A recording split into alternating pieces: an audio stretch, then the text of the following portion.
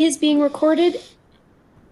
This is being recorded as a reminder, and so anyone keeping their microphone and or camera on for the duration of this is consenting to have their image and or voice used on the Kingdom YouTube page and other places for the MOAS office.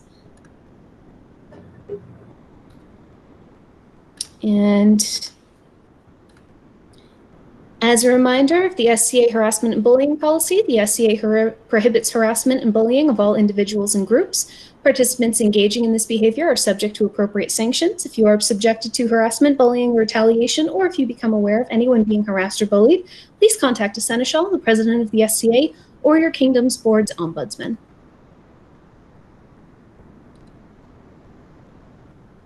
And I will turn this over to Doroga, our instructor for the evening. Thank you very much. Appreciate that.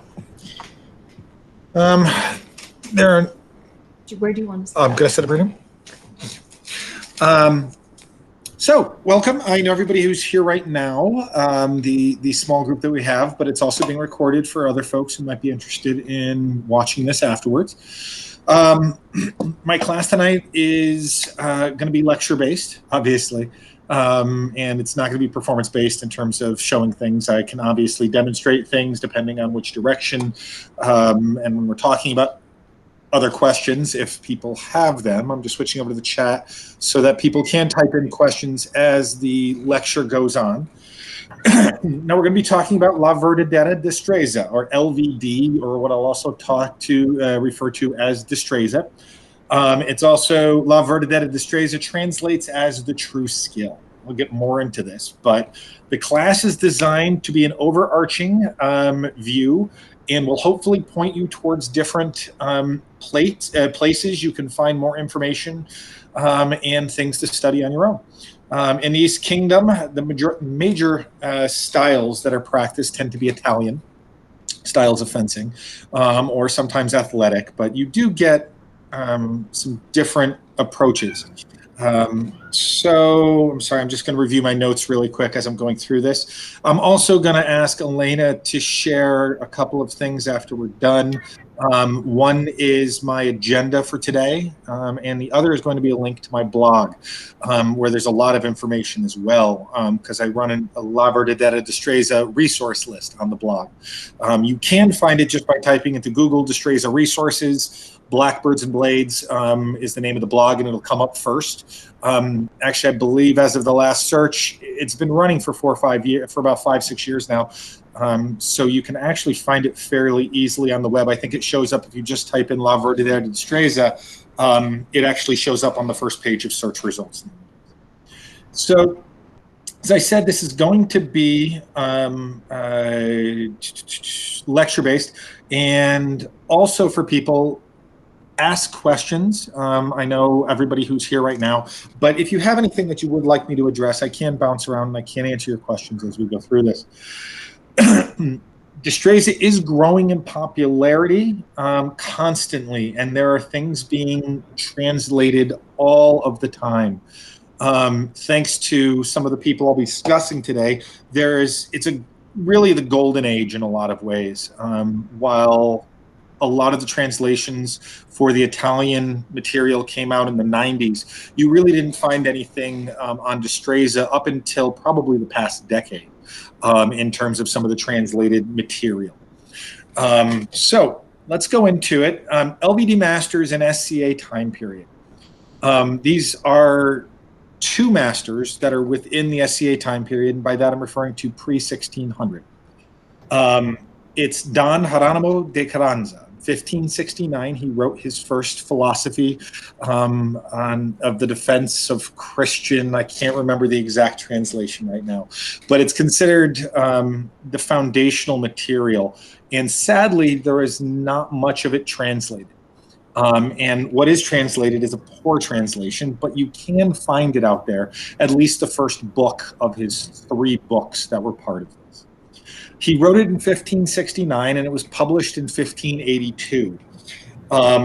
During that time period, he raised in status in the courts, in the Spanish courts of the time. He was a courtier. He eventually became a governor of Honduras. in his later part of life. And again, I'm going to be branching back and forth just so you're aware. As I said, this is lecture-based. Admit. Okay. I'm going to be talking about a combination of both history as well as practice. So as I said, we're talking about Carranza, who is the founder of the art, 1569 and 1582. His student, Pacheco, and student I use loosely because I'm still investigating this right now as to whether Pacheco really studied with Carranza or whether he only studied the style. When Pacheco wrote his first book in 1599, he actually said that he studied the style of the true art for 10 years. Trying to pinpoint exactly where Carranza was during this time, at what period he went to became the governor of Honduras. So when people say that Pacheco was the student of Carranza, we're not sure. Let's just put it that way, in terms of trusting resources. And I'm still in the process of researching it and reading it myself. So those are the two main authors. Pacheco, just to give a little history of him, because while Carranza wrote about the philosophy of the art, and while he actually really set down a lot of the principles of it, Pacheco is the one who's responsible for making it popular. And without Pacheco, Destreza would not be where it is today, and would not be its current status as far as I'm concerned, because Pacheco wrote approximately between 13 and 15 books on Destreza during his life. And Pacheco, again, just giving you a history, he wrote his first book in 1599, which was almost a restatement of a lot of the stuff that Carranza wrote. He wrote another one in 1612, and by the time he got to 1618, he was really trying to differentiate himself, and he started criticizing Carranza in a lot of ways, and saying that Carranza really didn't invent this. He actually stole it from other people like Agrippa, and there were other people that came before Carranza, and Carranza is not the real founder of this art. By 1624, Pacheco actually became the master of fence for King Philip IV of Spain. And as a result, he was able to certify the fencing masters for all of Spain. And during Pacheco's life, he actually made it law that in order to teach fencing in Spain, you had to become certified in the true skill. And during his life, he actually spent a good deal of time really suing other masters into becoming into practicing this art. So his forced implementation of La Verdadera Destreza is really what made it stick around today. And by stick around today, I mean that the style itself was taught for probably 350 years. Oh, hold on, Lena is leaning in. Oh, I was just going to tweet.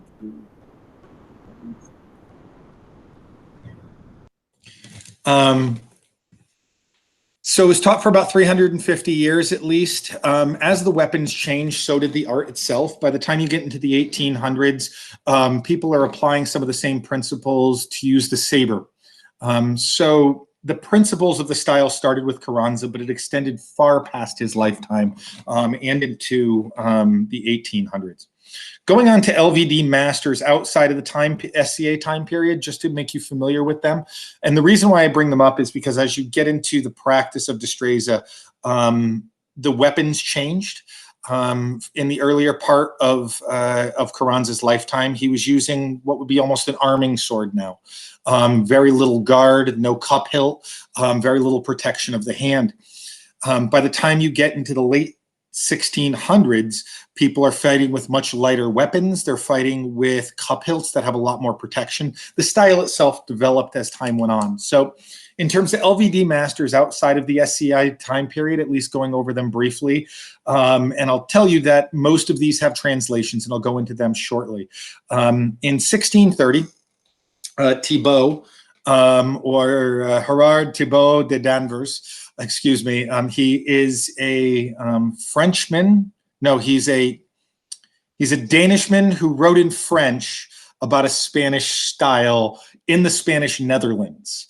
And his style itself is actually referred to as it's outside of canon for a lot of the Spanish style. He does things differently. He, instead of a grip of fingernails in, as it's referred, he's doing it like this. He's holding it the grip is different. He also advocates lunging. These are just two examples of ways that he differs. But at the same time, it is still considered Destreza-ish. After him, if we're going chronologically, we're talking about Figueroa, who was from, again, Portugal, and wrote in Portuguese. Now, again, during this time period, Spain had actually owned the Iberian Peninsula in a lot of ways, and Portugal was not its own territory until after this period. The reason why I'm bringing up a lot of the information about where Thibault was from, where Figueroa was from, is because the context of how we view the world now is different. When we say, and I think that historicity and that context that goes along with that plays a great role in how we view this art. So when I say that somebody's an Italian fencer, we think of modern boundaries of Italy. We don't think of the Habsburg Empire and the fact that the Habsburg Empire, which is modern day Spain, actually owned and was considered more than half of Italy during this period of time. So there's different concepts that you have to put into play. And when you're saying that, referring to the Netherlands as being the Spanish Netherlands, that was because there was war at the time, and Spain actually owned that land at the time. So again, the historical aspects of how this developed, where people were located, and how that world at the time actually came into play plays a huge role in terms of how this art developed. It's not just how they stood. Were they in the right angle stance? It's about where they were living, who was king at the time, who they were suing in order to make sure that this was the style that was practiced everywhere. Continuing along, you have so I was talking about Figueroa in 1628, 1651, and again talking about context during his lifetime. There was a schism within the Spanish tradition between Carranza or Carranistas, or Pacheco or the Pachequistas. And these were followers of these two different schools. While I have not been able to find a modern master or any writings on it as of yet to describe the difference between the two, there was what we would talk about modern flame wars going on in terms of letters being written and published to discredit the other people that were doing this. The Carranistas said Pacheco, when he started bashing Carranza to make a name for himself, was really a jerk, and a lot of people do not like Pacheco because of this. Pacheco, again, he was a great man at self-promotion, is the best way we can describe him. And you'll hear, if you get into some of the circles within the community, you'll hear a lot of people bashing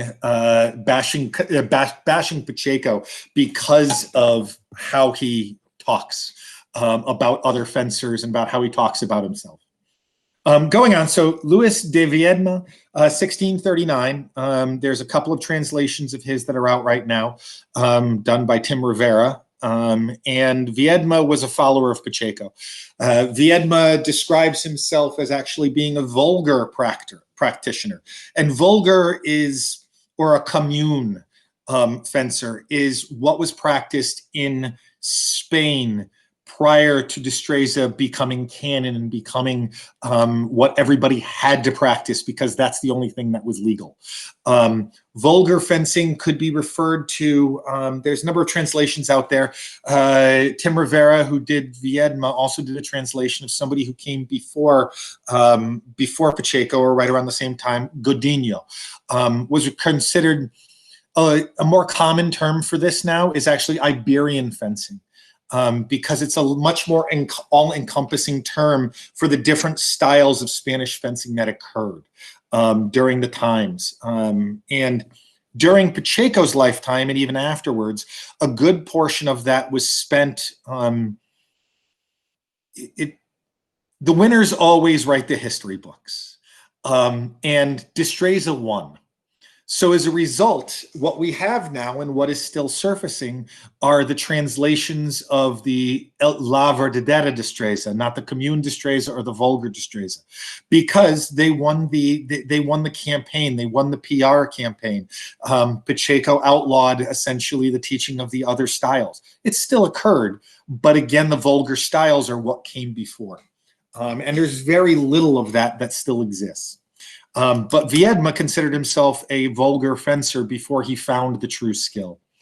And Viedma is slightly different than some of the true authors, but it's interesting to see the different takes on Destreza as time goes on. If anybody have questions, by the way, please ask as we go through. I'll digress.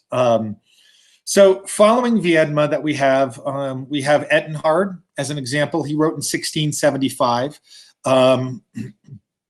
We have following him, we have Mendoza, who wrote in 1660. Actually, prior to Ettenhard, wrote in 1665. Texedo wrote in 1678. All of these are now, we're getting more materials out there. There is a modern translator, Lois Spangler, and she is actually translating some of Texedo's work and some of Mendoza's work and some of Figueroa's work. Specifically, she's done some of the best translations out there right now and only existing translations on use of secondary weapons in Destreza. Specifically, how to use the dagger, how to use the buckler, how to use the cape. I have opinions, and a lot of people, when I first started practicing Destreza, and you're going to get my opinions because I'm talking. A lot of people told me that Destreza only practiced with a single weapon because that was the master skill. And the truth is, that's a complete lie. Nobody could really put up with the Spanish to read to the end of their books, is my thought process. And in order to learn how to use a second weapon, you needed to learn how to use the first. And so they spend the first portion of their books, unsurprisingly, telling you how to use one sword before they get into how to use the secondary weapons. But they did go into how to use bucklers, how to use rotellas, how to use capes, how to use daggers. And there are all sorts of pieces of information and valuable stuff that we're just getting to now as people are starting to translate it. So as I was saying, Mendoza and Texedo and Figueroa, Lois Spangler is doing some great translations about that. Alvaro Guerra de la Vega. I'll share my, so you can get the spellings afterwards. I'll share my syllabus or my notes so you can see it. He wrote, there's been two translations. I've read one of them right now. I'm not a huge fan of him just because it's very, my opinion, again, it's very boilerplate. It's a very simplified version of what makes the diestro into, like, I believe 30 points. And there's a new translation that just came out and was published, and I'll get into that as to where that's located, that I hope to reread. Thomas Louise, again, Ton Pui, another modern master, is responsible for helping to translate this. In 1685 is when this was published.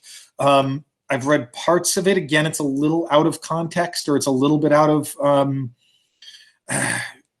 again, as you get into the later Destreza authors, they either go very hardcore Pacheco and really into it, or they start branching out onto their own and writing about their interpretations of the style. So it kind of varies as you get to the later authors. Arrieta in 1688. The only reason I know a little bit about him is there's a paper written out there, which I'll get into shortly, by a gentleman named Charles Blair, who wrote about the Spanish response to the Italians. Nicolas Tamariz, 1696. And then you get into one of the most well-known authors that a lot of modern translators are working on and actually studying as modern practitioners is Francisco Lorenz de Rada. His books came out very late for SCA study, but if you're looking at in 1695 and 1705, if you're looking for time periods, but if you're looking to study a style that stayed, as I said, things changed, but at the same time, the principles remained the same. So somebody who is studying Rada does see the principles of Carranza in place. He is using the same language, but he is elaborating on it in much greater detail. And again, it's a wonderful book. It's the same reason why a lot of people studied Thibaut in 1630, who wrote in 1630. Yes, it's post-period. No, it's not similar to Carranza or Pacheco, and it's different, but he wrote a really good manual of how to actually fence. So rather than reading flowery Spanish with maybe a technique here and there, you can get into an entire manual on how to actually study. That is with great pictures, as Elena just said. Most of the Spanish work that is out there, Carranza did not write a manual.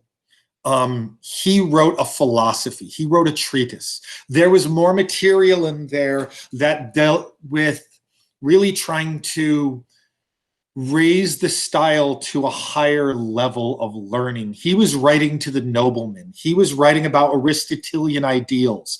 He was writing about why this is not only, why the style isn't only practical, but why it is right morally, and how you apply this style from a moral perspective. So that is how a lot of the earlier authors wrote.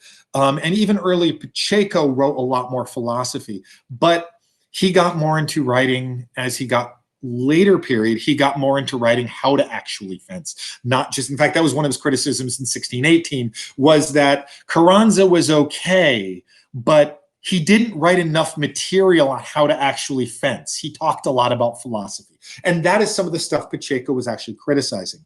And so you'll see that in a lot of the Spanish authors writing about philosophy, because that's part of the art in a lot of ways, and what they try to replicate, and why Carranza was held to such an ideal at the time. So let's get into some of these concepts that I'm talking about that do exist across the authors.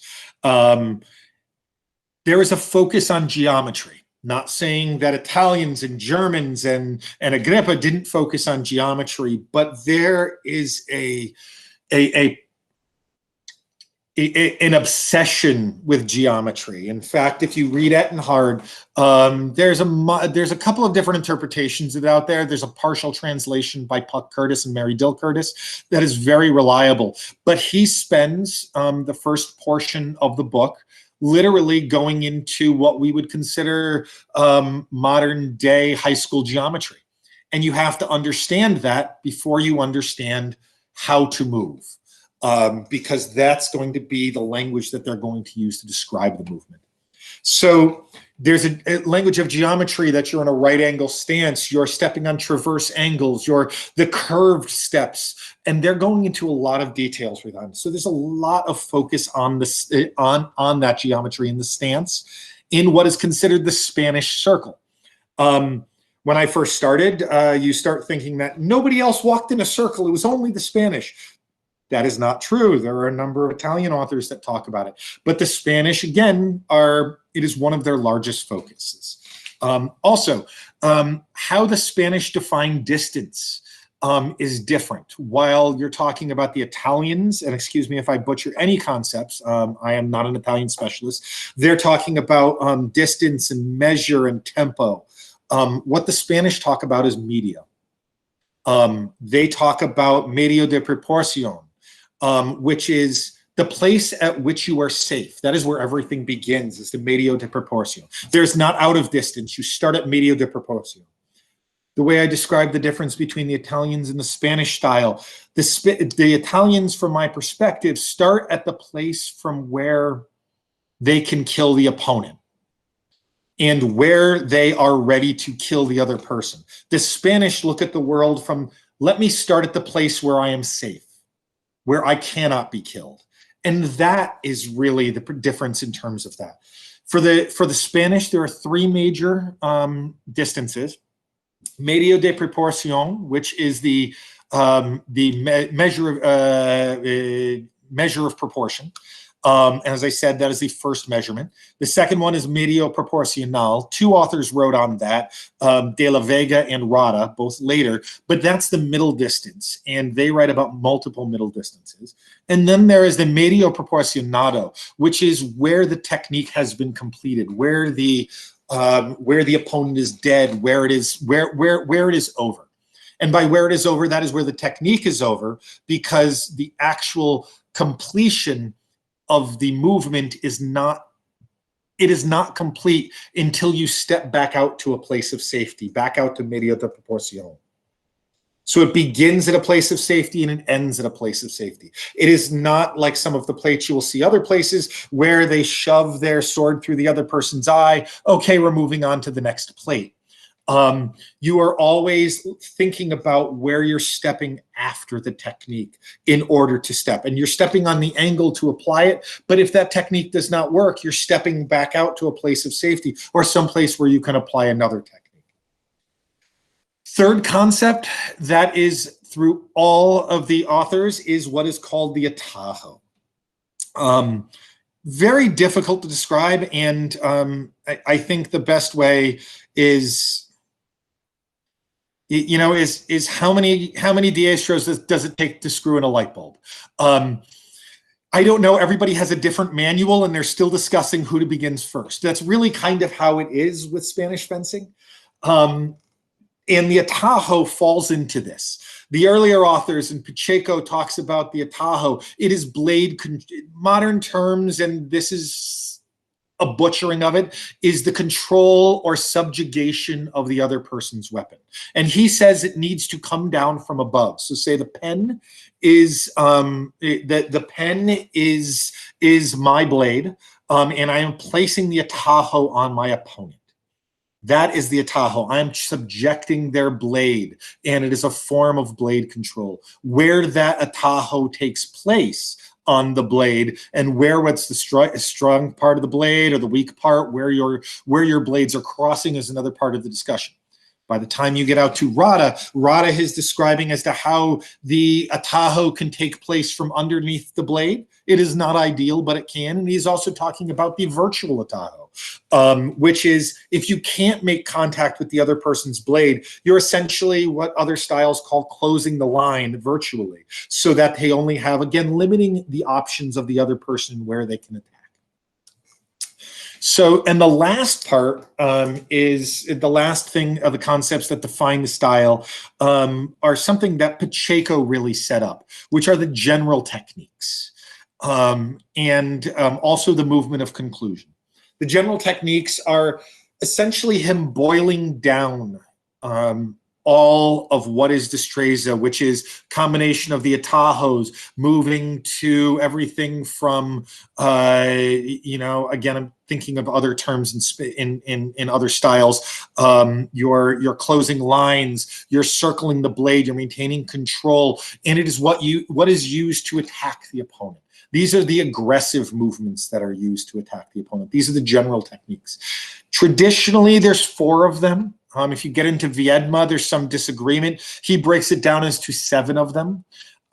There's arguments about which side you can apply the atajo, or which side you can apply the generals from, which way you have to be stepping. According to Pacheco, there's always stepping towards the right in order to apply. Regardless of what you're doing, you're stepping towards the diestro's right-hand side as you're applying these techniques.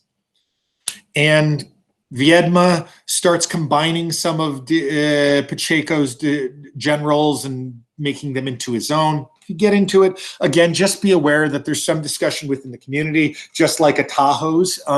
There's discussion as to what makes an Ataho. Same thing with what makes a general technique. And then there's other modern authors which laugh at the concept of the general.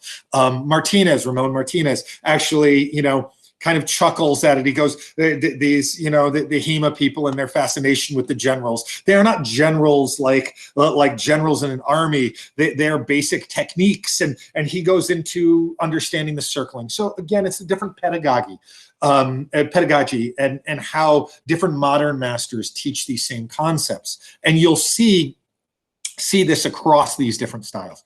So those are the concepts. Again, focus on geometry, definitions of distance, the application of the Ataho, and the general techniques. Flavors of Destreza, both modern and historical. Talking about historical flavors of Destreza, you're going to get into, again, vulgar commune. It is not, again, as I talked briefly about Godinho, and again, what really was Iberian fencing prior to LVD coming into play. You have Carranza and Pacheco, different flavors. So I talked about the Carranistas and the Pachequistas, and again, I still haven't figured out what the difference between the two of them are, other than that they hated each other in period. You have Thibaut. Again, you're talking about a Frenchman or a Dane writing in French about a Spanish style, writes his own flavor on it. You're talking about Rana later in period. Each of these are different flavors that different modern masters have taken and figured out. Now getting into, speaking of that, I'm transitioning into the modern masters and authors that are out there. All of this information, I'm going to have Elena shortly post my my syllabus into the chat. In fact, I'm probably going to have her step in right now while I talk. Okay.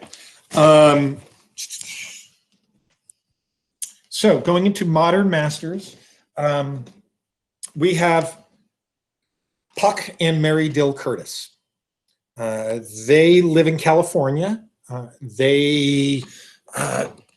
Mary Dill has a doctorate in I believe Spanish history, and she has done a number of translations. Has also written her doctoral thesis on Carranza and Pacheco.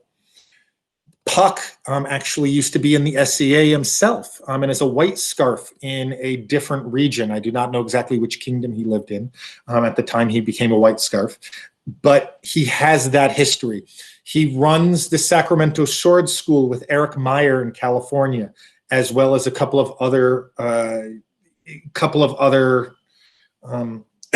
sorry, get a drink of water.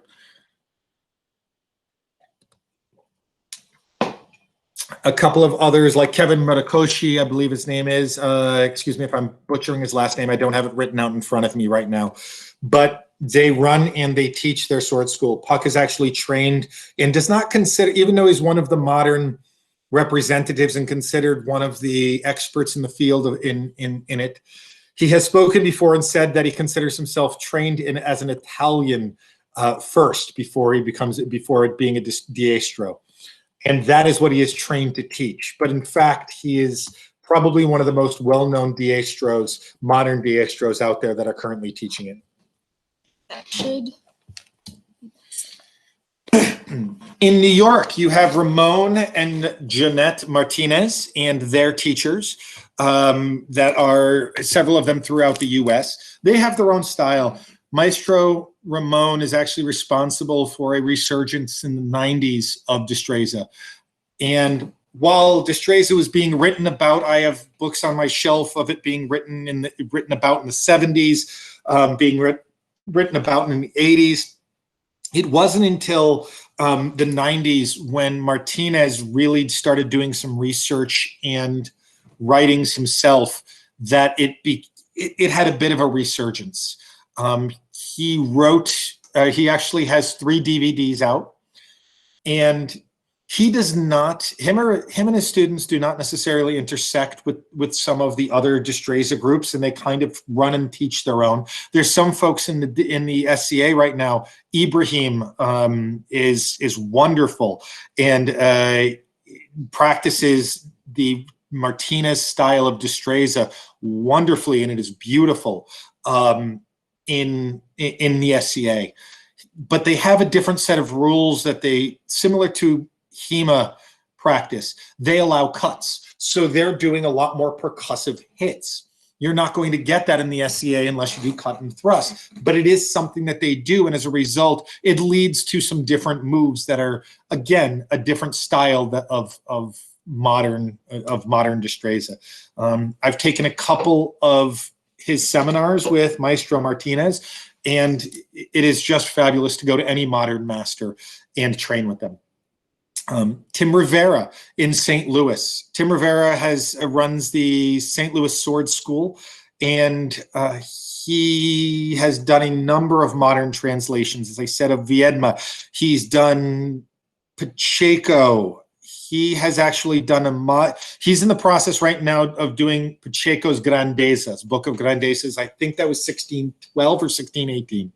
And he did book 3, and he's in the process of doing a complete translation of the entire of the entire book, and that's going to be coming out. Hopefully, he's putting it out in stages as he does the translation. So that's a wonderful resource. Sebastian Romagnan in France. He wrote I actually edited, along with Elena, we were responsible for editing the 2nd edition of his book that came out. He is a Rada follower, and his book is not a direct translation of Rada, but it is about as close as you can get. But it falls into the same principles of a Frenchman writing in English about a Spanish style. It is about as close, but he's staying a lot truer than Thibaut did, as far as I'm concerned, to Rada. But there's a lot of jumps that have to take place for that. And again, Rada is very technical, and reading it is very dense, but it is wonderful if you get the opportunity. Oh, Elena wants to speak for a second. Please go. Clear, well, because I want to make sure of the language. The issue wasn't anything in Sebastian's. It was the technical challenge on our end as editors trying to translate something that came from Spanish to French and then is now going from French to English was the issue. Yes, it was an experience, and I hope we did it justice. I was acting, Elena was acting as a professional editor. I was acting as both editor and subject matter content expert. So editing historical manuals is its own specialty, and again, trying to stay true to what Sebastian wanted to communicate, who was trying to stay true to what Rada was trying to communicate. But his book is still out right now in the 2nd edition, and you can purchase that by sending, I think, the 1st edition was through Amazon. The 2nd edition, you can send Sebastian an email and purchase it directly from him, I believe. After Sebastian, we have Ton Puy, who is in Spain. Again, I studied with Ton briefly at one of his seminars that he taught at a HEMA school here. Ton is a recognized maestro in Europe, and again, he follows more of the Rada philosophy and uses a lot of Rada in his style and in his interpretations. And he is responsible. He has a very unique way in fluidity to his movements. If you watch him on video, and his fluidity, as opposed to some of them are more upright and always believing in an angular recto stance, he is up and down. He does not believe that it is a solid always right angle. It is flowing. You're trying to maintain. There's a fluidity to it that is beautiful. And if you read other authors that write about the Spanish style, like George Silver, they describe Destreza as being like a dance. So modern interpretations of Destreza that are reading a book 400 or 500 years old, interpreting how they danced in that step, you have a lot of interpretation. Is the modern interpretation going to be more of a rumba? Is it going to be more of a waltz? Is it going to be modern dance? And this is what modern interpretation of Destreza, which is described as a dance, is trying to recreate. And Tone Pui, I think, comes really close to finding that fluidity. And that's what I attempt in my style of Destreza when I put it to practice. But again, Tone Pui is another expert in that. Rod Brunekers is in England. He actually did a translation of a Spanish soldier. And again, not necessarily true Destreza. It's outside of the canon, but again, during the mid-1600s. Eric Meyer, I discussed, he teaches in California, and he's done some translations as well. At the Sacramento Sword School is where he teaches with Puck. Stephen Hick, you will notice if you look at the at my outline, and I've had long discussions with Mistress Underhill, that we are baffled by where Stephen Hick is located.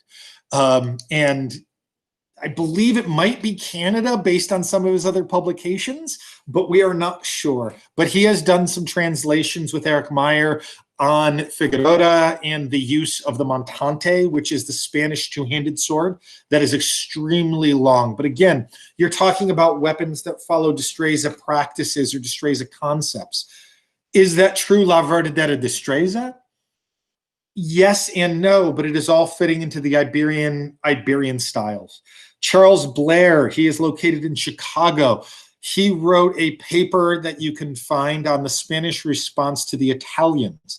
That has been instrumental in my study of Destreza and how I apply it to fencing against Italians. Manuel Valle Ortiz in Spain, he is I just learned recently, he's a surgeon, as well as a fencer. And he has done probably some of the most extensive research into various Destreza texts that exist. He has gone into, he just gave a lecture recently online, and we watched it. We spent more time comparing him to Indiana Jones, going into foreign libraries and finding these lost Destreza texts and documenting them. He also, along with Tone, I do not know their positions, I need to double check that, are responsible on both on the board of directors for the Agia Editora. They are a group in Spain that publish translations of various manuals. They do a couple of translations in English. A number of them are in Portuguese. A number of them are in Spanish. These are original texts in Spanish. They've done some Pacheco, the Thomas Luis text that I mentioned earlier. They've done some of these, and it's wonderful what they are doing out there to help spread the art as well. Alberto Bompresi in Spain. He is, I believe, the president or the founder, again, excuse, I do not know his position, within the AEEA, and I'm not going to try to tell you what that stands for in Spanish, but it is an organization, one of the larger organizations in Spain that, that practice Destreza and teach it. He actually comes from an Olympic fencing background himself, and he just put out a new book on Destreza concepts, and I have that in my bookshelf. That is out there, and you can find that on Amazon right now. Fairly inexpensive, probably one of the least expensive books out there that are available, and on modern stuff, on a modern interpretation. If you watch Alberto and his students practice Destreza, they have an interesting interpretation of it. Again, as I said, they're interpreting somebody's dance from 400 years ago. They have a much deeper stance than some of the other diestros that are out there that believe more in the upright stance. Again, a different interpretation, similar to Martinez, similar to Tone, similar to Puck. Each of them have a different interpretation of Destreza, but these are all people that are using the original materials and the original philosophies. Going into where to begin your research.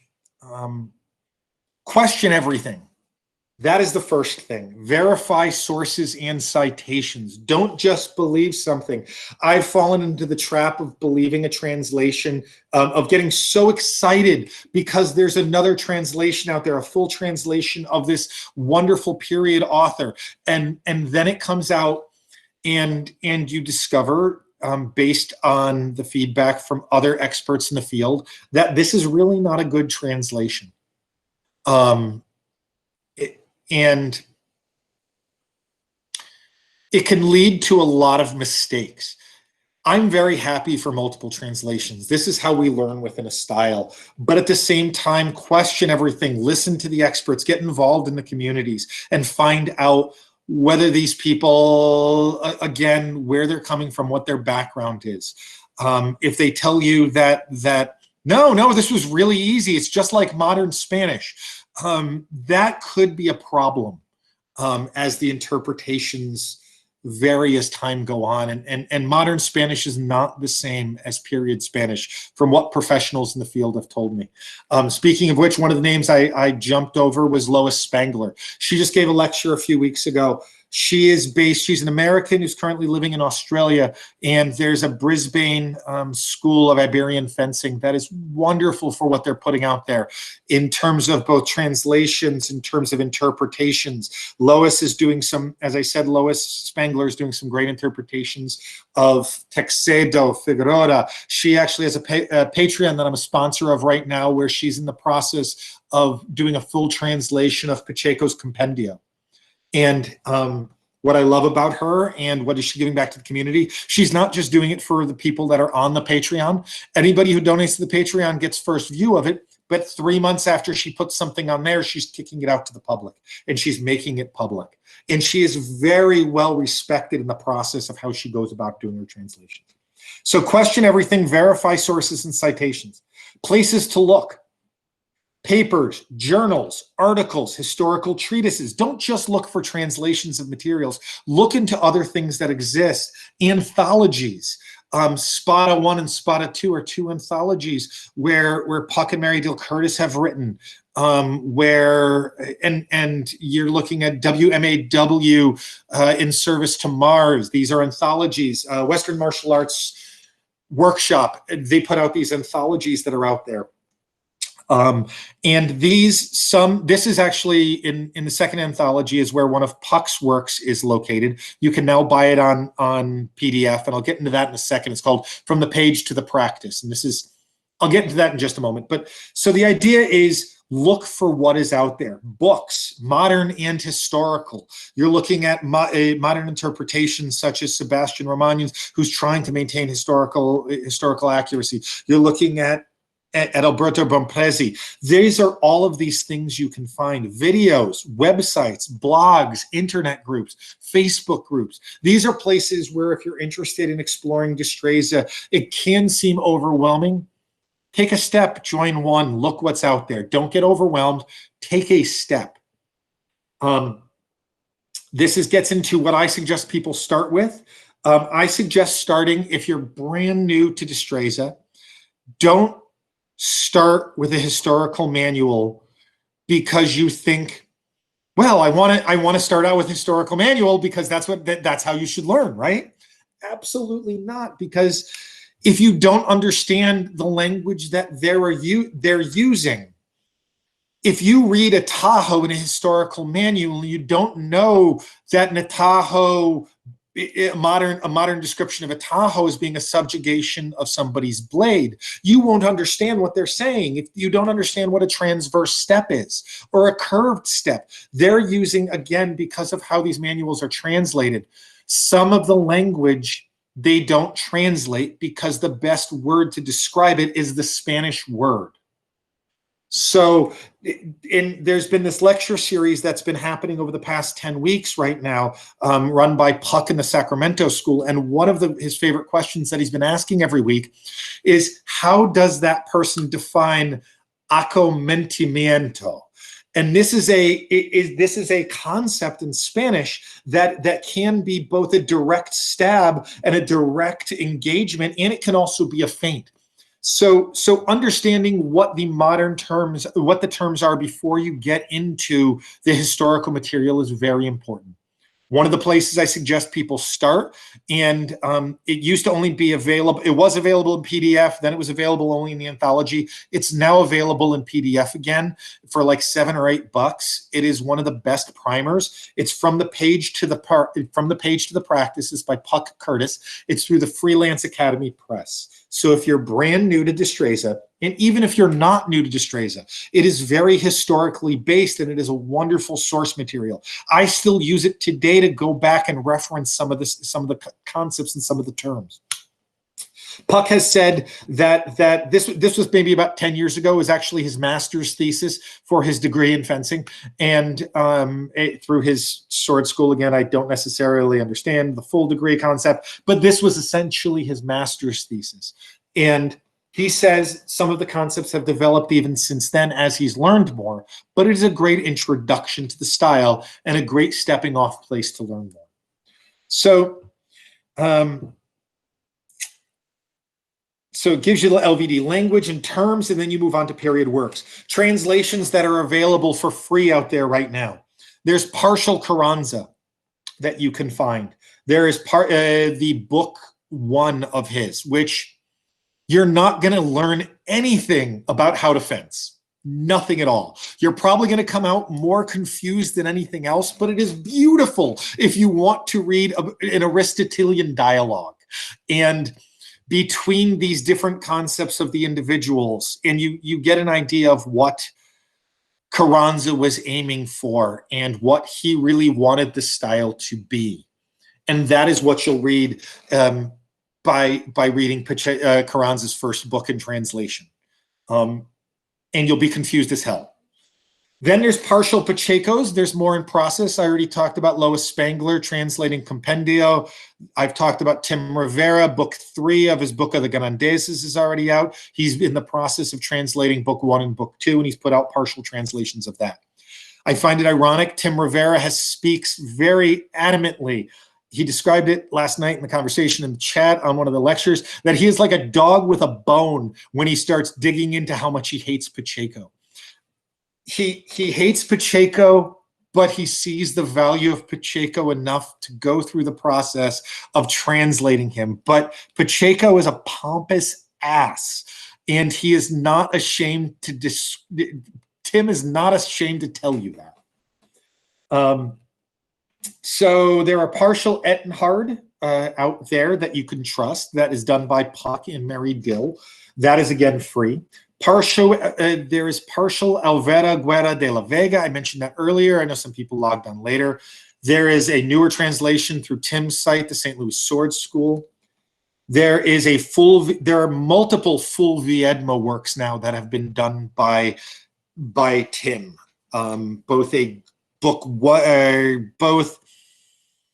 Both his book on how to teach other teachers how to teach. That was the first one he did. So he talks from a master's perspective, talking to other masters as to how they should instruct students. So you can learn a lot from this. He tells them to, and he also spends, like most Spaniards, digressing in the good portion of the book, digressing into how you can't make a living as a fencing instructor, how horrible it is, and this is why it took him so long to publish his book, and this is why his pictures are so few, because trying to find somebody to make his to do the inscriptions and the plates is so expensive, and he can't afford it.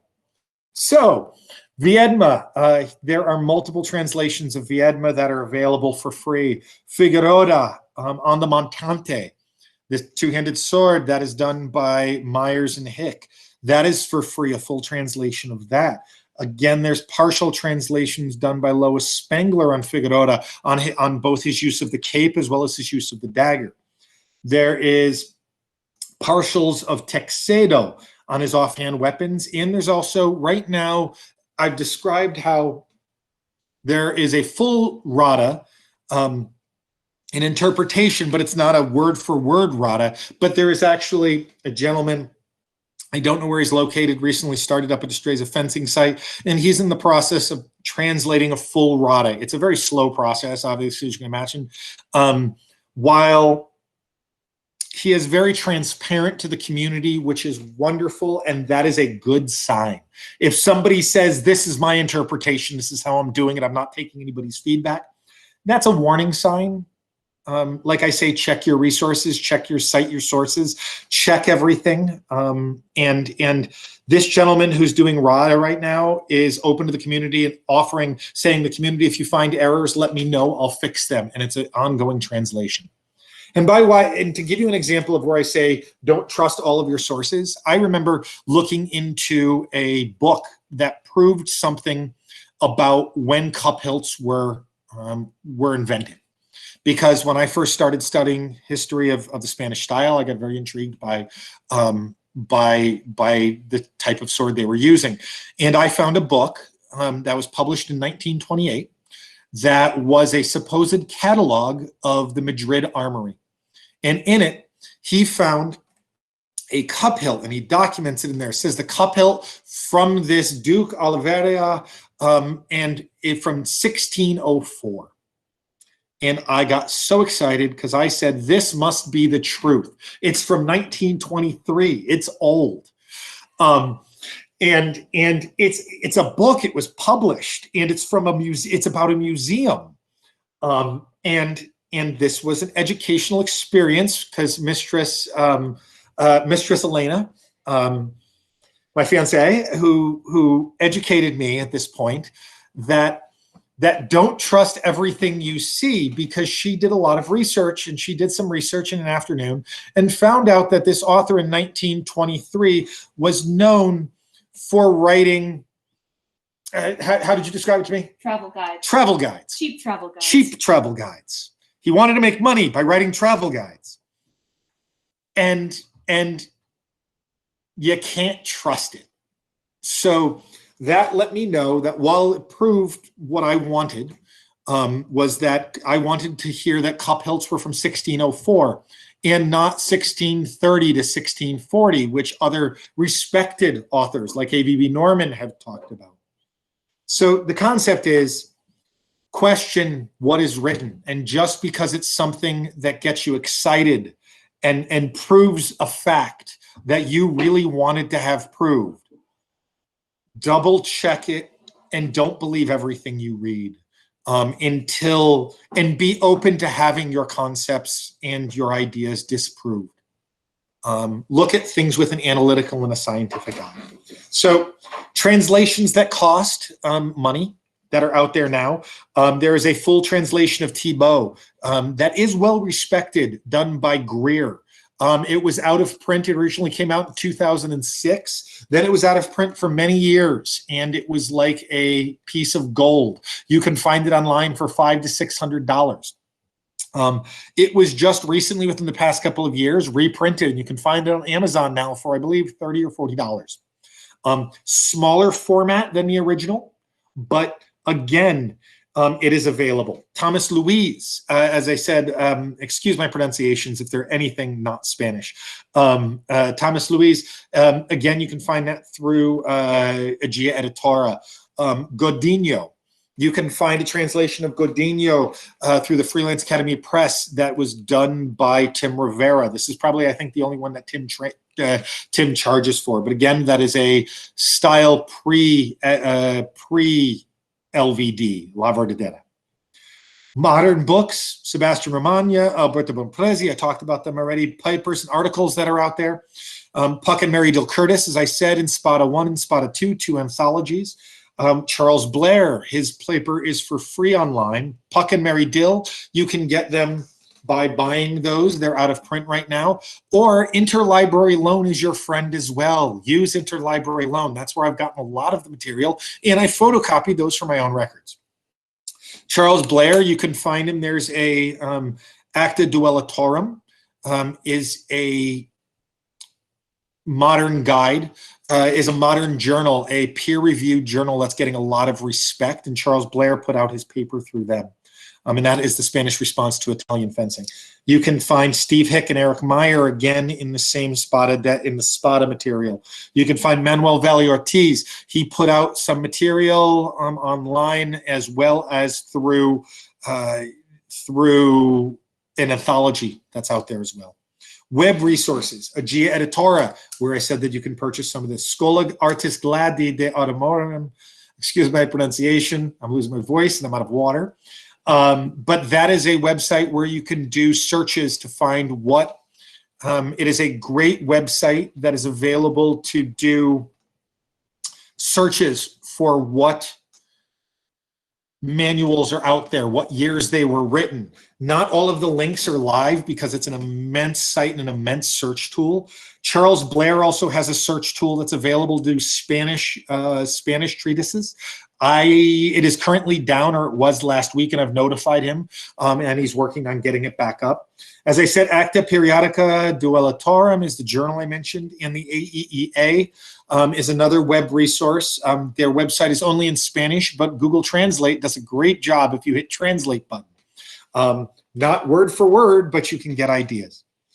All of this information, by the way, is located on my blog. I run a resource list, La Verdadera Destreza. If you type in La Verdadera Destreza, as I said, it's the first, it's in there, it's Blackbirds and Blades. It's bottom of the link of my notes here. Current trends in the community. Montante is getting very popular. Not only is two-hander popular in the SCA, it's popular in the HEMA community. It's very difficult to practice from what I've seen of the interpretations, because you're taking a 5-foot-long sword and swinging it without control in order to cut people's legs off on the battlefield. You might have to adapt to that if you wanted to use it in any SCA or HEMA combat. It looks beautiful, the forms. If you look at the forms of Tone Pui, who has written on the Montante as well, if you look at videos of him doing this, it is beautiful. But adapting it to a modern combat sport is going to be a little difficult. But if you're looking at the history, it's a really big nowadays in terms of people looking into it. HEMA crossover, very large. You're getting a lot of people in HEMA. While HEMA uses a lot of two-handed or a lot of more aggressive styles, more HEMA practitioners are getting into the rapier and thus getting into Destreza. Increased study of commune Destreza, thanks to the works by Tim into translation Godinho.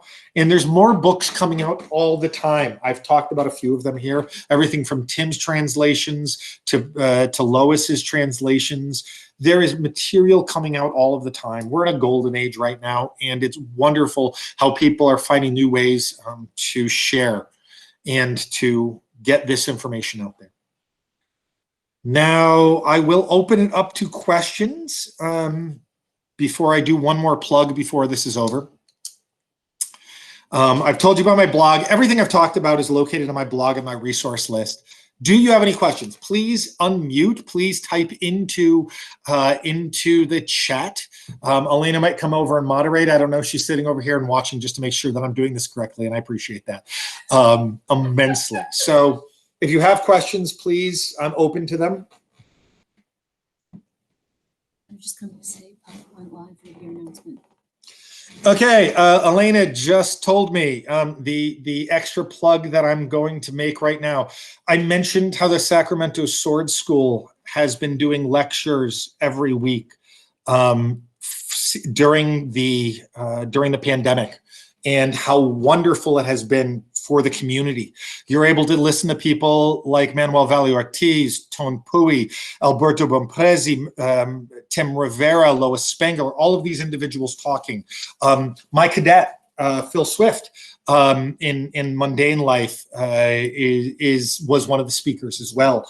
And I am happy to say that Puck reached out to me, and I'm going to be one of the speakers next Thursday with the Sacramento Sword School online Destreza lecture series. And I'm going to be talking, while I would love, and I am a geek, and I would love to talk about all of my historical research, that is not what there are some people out there that are amazing at that. And I just listed off all of their names. What I'm actually going to be speaking largely about is my application of Destreza, and how I've tried to stay true to the style in the tourney format and against other styles in the SCA. The SCA is a very unique circumstance where we're able to apply our historical studies actively and frequently. Not a lot of styles do that. While Hema might have a, and Puck's described this in some of his interviews, Hema might have a tourney every couple of months, and they go and they study and they really try to get into that. We are very lucky in the SCA to be able to apply our studies in combat weekly, a couple times a month, monthly at the very least, if you want to travel up and down the East Kingdom and in other kingdoms. So we're very lucky to do that. And so I'm going to be speaking next week about my application of Destreza within the SCA in the tourney format. And that you'll be able to see that online. I'll share that if you friend me on Facebook. And if we're not, I think I'm friends with everybody here. I don't know, but if I'm not, friend me, and I would be happy to share it with you. So going into the questions right now, since you mentioned how location was very important to understand the history of LVD, do you happen to have a map of Europe of who owned what land during the time period you looked at the most? I looked up historical maps. Where I started was a map of the Habsburg Empire. Excuse my ums. During and the Habsburg Empire, funny enough, coincides ending in around 1705, which is the last book that Rana wrote. And again, I could go off onto my own philosophies around this and my own connections, but I recently actually, Tone Pui last night was talking in the Sacramento Sword School, talking about how after 1705, after it became with the Borgias, who was in Italy? No, who was after the Habsburgs? Yeah. The empire after the Habsburgs that took over after 1705. In other parts of Europe, after 1705 and in the late 1600s, the side sword was becoming very, very common. And unsurprisingly, it's at that time that some of the other authors in the 1700s that Tone was sharing yesterday changed how they really interpreted some of the Destreza concepts and really applied them. So let me get back to your question before I digress. So do you happen to have a map of Europe of who owned what land? Yes, not on me, but I can share it with you if you are interested in that. And it varies dramatically depending on the year. Yes, and that's the other thing. If you look at the maps, just as a map of Eastern Europe changed dramatically between 1985 in 1995. There is a huge change in Eastern Europe during that time. You will see lines dropping and raising. You will see Portugal becoming part of Spain. You will see it taking over its own time. You'll see various things going on in other parts. So do I have one? Yes, it's a snapshot, but it's a very overgeneralized snapshot that says the Habsburg Empire between 15 so-and-so and 1705. That is a snapshot in time. You can find things online, and I can send you what I have. I don't know if I have it scanned, but I can share it with you next time I see you in person. Hope that answered what you had. Katsu, if you had anything else, let me know. Antonio, in the historical style, what distinguishes vulgar from other flavors of Destreza? Vulgar, I would not describe as Destreza, but it is commune Destreza, I guess vulgar Destreza. What is that it looks Italian. That's the best way I could describe it. It's much slower stances, much more lower guards, the way it's described. And these are the people that the Deistros are writing about how to fight. They're writing about how to fight the Italians. And it's pretty much anybody with a low guard. And what you'll find is when like anybody writing about another culture, they're going to generalize significantly. And often they'll say how great the other style is and then tell you why they suck, why they're better because they could beat them. Silver was a perfect example. He talked about how the Spanish were well known, their beauty and their wonderful dance style and how they can kill anybody. But not me, bro. And he would go into why he is better than them and go into that. So when you're talking about when you're talking about the Spanish, talking about the vulgar style, or the Italians, they're very overgeneralizing their stance. But the way that they're describing it is, the Diestros describe it as saying the vulgars have tricks. They call them tretas.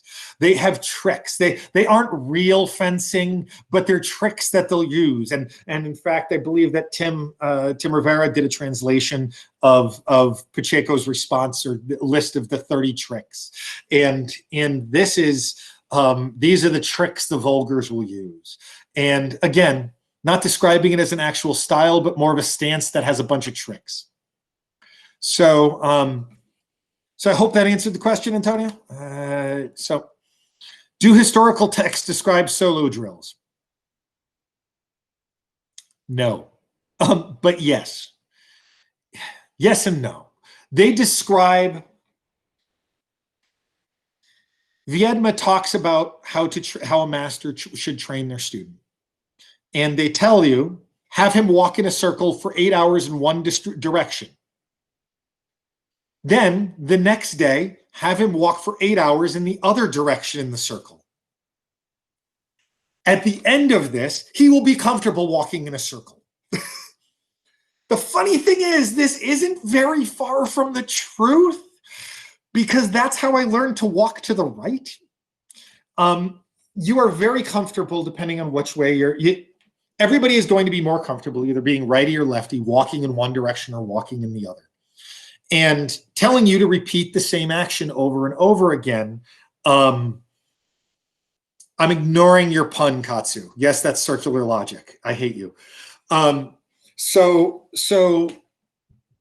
any activity that is repeated over and over again to form a pattern of behavior can be described as a drill.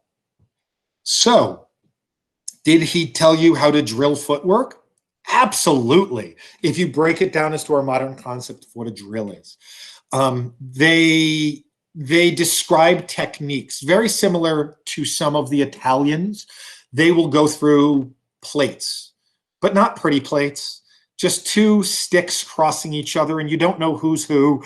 And you see two letters on the ground with your two sticks and saying step to A, not really knowing which one you are and which one the other guy is. And is one stick actually on top of the other stick, or is it on the bottom of the other stick? So these are the type of things that you need to interpret when you're looking at historical Spanish texts. Some are more detailed. If you go into Rana gets a little bit more detailed with it. So do they describe solo drills? They describe actions that you then can repeat and make into a solo drill. They describe the general, I've made the general techniques. I've made all 4 of the basic general techniques into a solo drill. And by solo drill, with a partner, or by myself in terms of applying those. And I've worked with one of my partners, Don Xavier, and it is something I've made into a drill. So do they describe actual drills in the modern context? No. Do they describe actions that you can turn into a drill? Absolutely, if you read into it and you do it. And I took combination of both. My footwork drill that I do is a combination of both Martinez's footwork mixed with Puck's footwork, mixed with Tone Pui's footwork, and their interpretation in what I've read of the authors, and I've made that into a drill that I do for myself. So, Ian, I hope that that answers the question. We're 20 minutes over time, and I apologize if I digressed way too much, No, but I thought it was 2 hours. We never specified. So I'm either under time or significantly over. Let's just go, I'm right on time. And So yes, exactly, both. So any other questions from folks?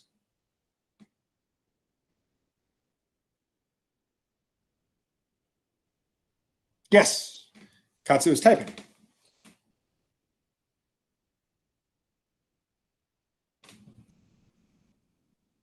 Anything needs to be demonstrated, I can hold the computer for you. No worries.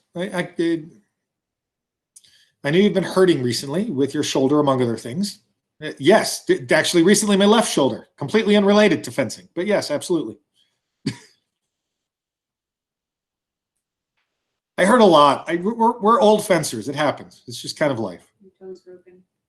Oh yeah. Oh, I broke my toe too. Yeah, I forgot about that. Yeah. Yeah. Thanks, Elena. Do you have any plans to do cut and thrust with LVD? Plans are very funny things, as we all know, due to the pandemic. I would like to. I am authorized in it. I would love to apply some of the cut and thrust. Jim Lai, or Master Kai in the central region, lives in Chicago. He does some amazing work with cut and thrust. And he is a wonderful resource that has taken it a lot of the puck style and his Pacheco interpretation of applying the cut and thrust. Do I have plans? Sure, I have ideas. I don't know if they're plans. Plans tend to actually be written down with dates and goals. I don't have those, as Lissa is laughing at this point, because we have to keep me very focused in my ADD with goals and dates and homework in order to make sure that I continue moving forward in my life and my Destreza studies. So do I have any plans? I have aspirations. I don't have plans. And in those aspirations, I would love to apply some of the concepts of cuts. What I've discovered in my interpretation of Destreza is I'm really tall and I use a very long sword.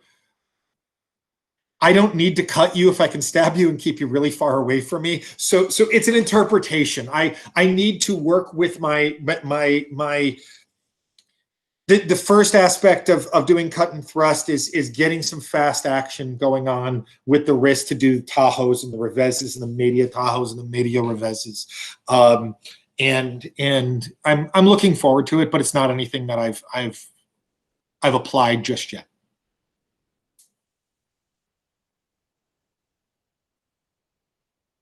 Thank you, Katsu. Any other questions?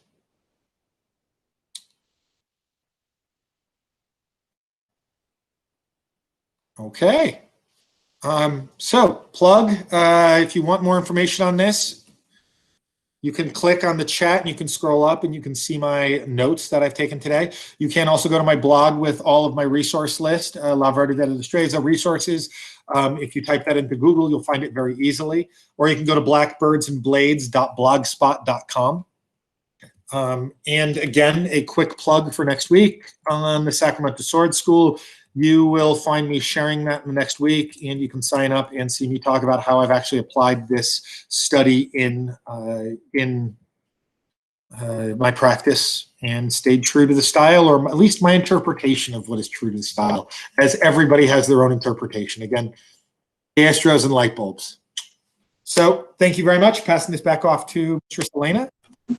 And I just dropped the blog and a copy of the notes for today in there.